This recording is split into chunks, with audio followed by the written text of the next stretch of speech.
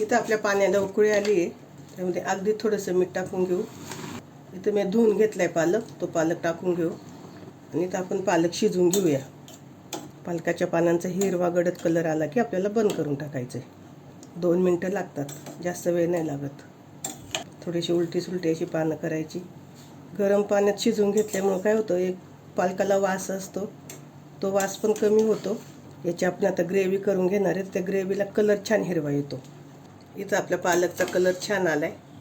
आपण गॅस बंद करू आणि लगेच पालक काढून थंड पाण्यात टाकायची. थंड म्हणजे फ्रीजचं नाही, आपलं साधं माठातलं पाणी असतं त्या पाण्यात टाकून घ्यायचं. तर मी पाणी घेतले, पाण्यात टाकून घेतली. त्याच्यामुळं आपला कलर छान राहतो आणि शिजत नाही, जास्त प्रमाणाच्या बाहेर शिजलं जात नाही. आता हे मी मिक्सरला बारीक करताना तुम्हाला दाखवते.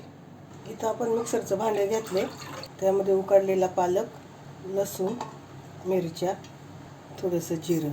आता हे सगळं आपण मिक्सरला बारीक करून घेणार आहे. बारीक केलेला मिक्सरला पालक आहे. चला आता आपण पीठ मळून घेऊ.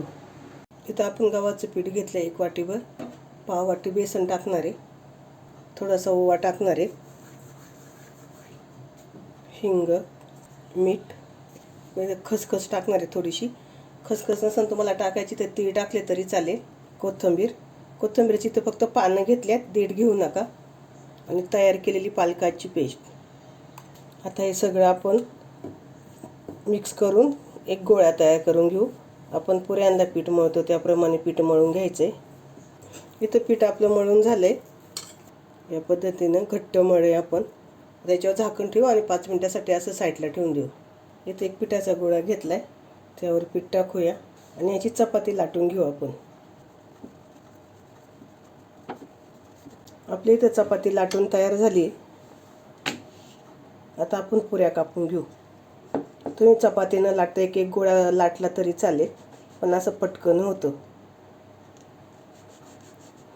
आपल्या इथं पुऱ्या तयार झाल्या. आता मी अशा पुऱ्या करून घेते आणि नंतर तळताना तुम्हाला दाखवते. इथं आपल्या पुऱ्या तयार करून झाल्या, आपण तळून घेऊया.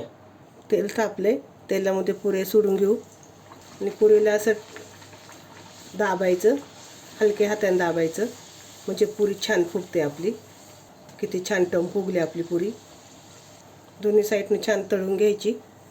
किती छान आपली पुरी फुगली आहे. आता मी अशा सगळ्या पुऱ्या तळून घेते.